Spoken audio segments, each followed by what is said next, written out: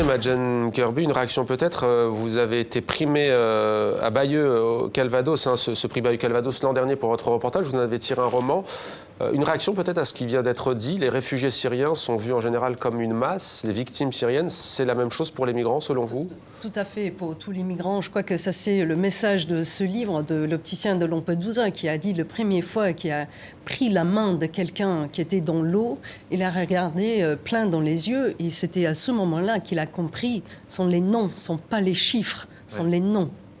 Et justement, donc, après avoir remporté ce prix, vous avez tiré de votre reportage un roman, L'opticien de Lampedusa. Vous racontez l'histoire donc, de cet homme sans histoire, un Italien, qui pêchait en mer quand il a assisté à un naufrage, impuissant.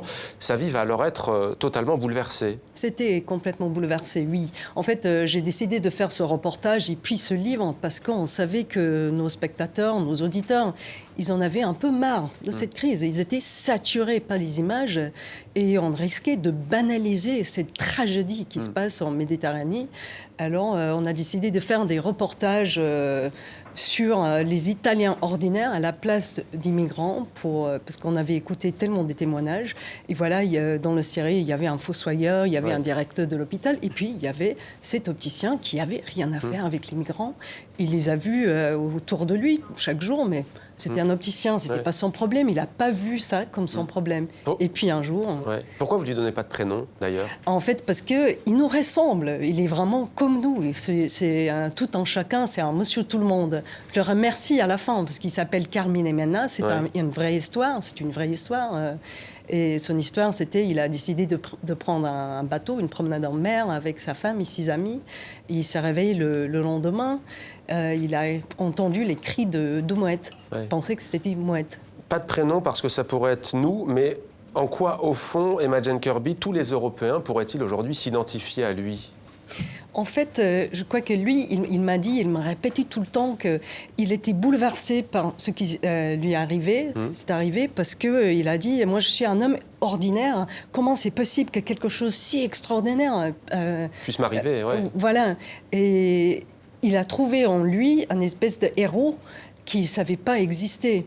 Et je crois qu'il a accepté de faire le reportage et ce livre aussi, parce qu'il il y a une prise de conscience, l'éveil d'une conscience. C'est un livre qui s'agit d'un sauvetage en mer, mais aussi il s'agit d'un réveil de conscience humanitaire, morale, politique.